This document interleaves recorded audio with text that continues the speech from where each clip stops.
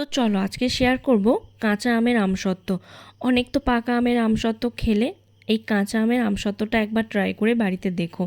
তেমন কোনো মশলা লাগে না, শুধু কয়েকটা কাঁচা আম নিয়েছি। আর দেখো এগুলো আমাদের গাছের আম, আমি পেরেছি ওগুলোই নিয়েছি। আমগুলোকে এভাবে ছোট ছোট টুকরো করে খোসা ছাড়িয়ে কেটে নেব।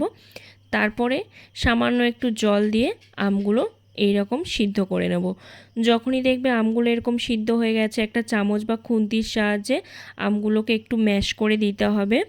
তারপরে আমি একটা ছাঁকনি দিয়ে আমগুলোকে ভালো করে ছেঁকে নিয়ে ওর পাল্পটা বের করে নেব।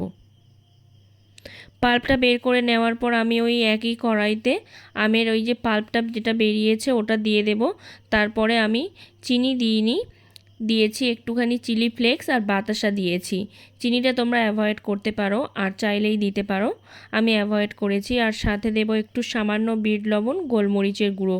ব্যাস, তারপরে পুরো ব্যাপারটাকে একটু মিশিয়ে নেব। নেওয়ার পর যখন দেখবো একটু আঠালো আঠালো হয়ে গেছে, আর এটা বোঝার জন্য তোমরা একটা বাটিতে একটুখানি এক ফোঁটা ওই পাল্পটা ফেলে দেখবে, যদি গড়িয়ে না পড়ে ভাববে তোমাদের জিনিসটা একদম রেডি হয়ে গেছে। তারপর এরকম একটা স্টিলের থালাতে আমি সামান্য একটু তেল মাখিয়ে নিয়েছি, যাতে শুকিয়ে যাওয়ার পর খুব সহজেই উঠে আসতে পারে। তারপর ওই পাল্পটা একটু চামচে করে দিয়ে একটু স্প্রেড করে নেব, নিয়ে রোদে দিলেই আমাদের কাঁচা আমের আমসত্ত্ব একদম রেডি। আর দেখো কি সুন্দর রোল হয়ে উঠে গেছে। যদি ভালো লেগে থাকে তাহলে আমার চ্যানেলটা প্লিজ একটা সাবস্ক্রাইব করে আমার পাশে থেকো।